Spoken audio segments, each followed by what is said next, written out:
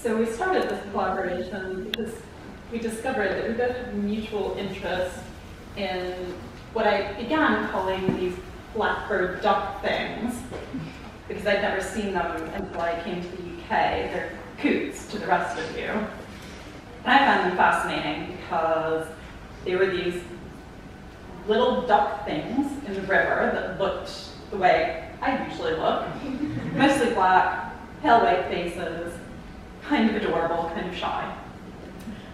Daniel, however, had a very different experience with coots. Well, I just looked at a lot of coots all the time in East London, first of all, on the canals and wherever I could find them. And then I moved to Amsterdam, I lived there for a year, and I was in this little place, and yeah, just looking out on the canal, and there was coots all the time, so, you know, I was trying to write a novel, but mainly I just looked at coots all the time. And all the other water birds, and there was all kinds of interesting dynamics going on between them. The swans always had big parties, and the coots were never kind of invited, so they kind of did their own thing, and I really liked that. Iklectik Artlab. My mind is as bald as a coot, sometimes billowing white. Iris and bladder have taken me to see the canals and lakes, to eye the eyes, read as raspberry mixed with mud. It is skyhooks and cranes all the way down my brain. It is a habit of margins.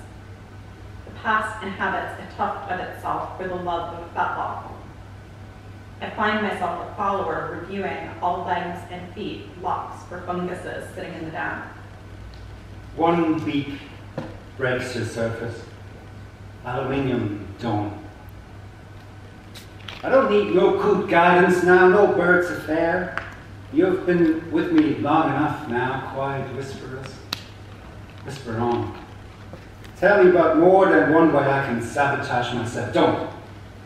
Morning leaves me mud-sunken, wandering.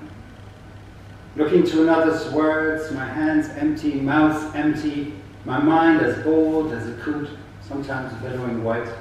My footprints as theirs, unique. I look at silk lines for a song.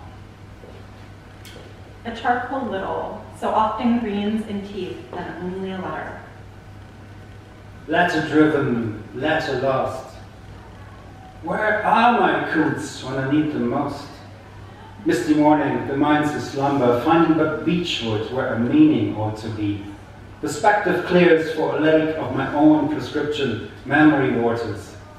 No definition, no assured, trees half submerged, emerging.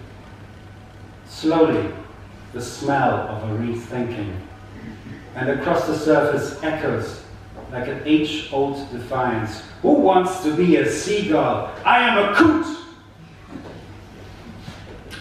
Ash and freshwater rush, another minute, midday birds, the ways in which birds dish out estuaries. It is not the 3rd November birthday is not given. Hecate takes the cake. The coot has only flat little flowered legs to help with swimming.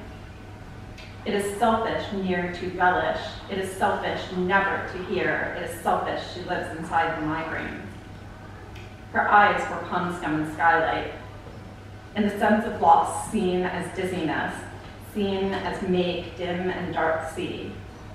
Ash and freshwater relish should do. Coots in a current. Suddenly, from beyond the fire, a milky, warm light. Salt drippings wash towards the shore as burnt bark. Serve me your memories with a big slice of sea, where not even coots dare to swim.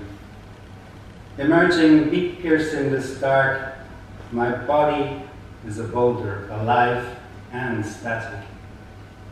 My mind, coot carried to where a celebration is conceivable still, a feeling. Thank you. Thank you.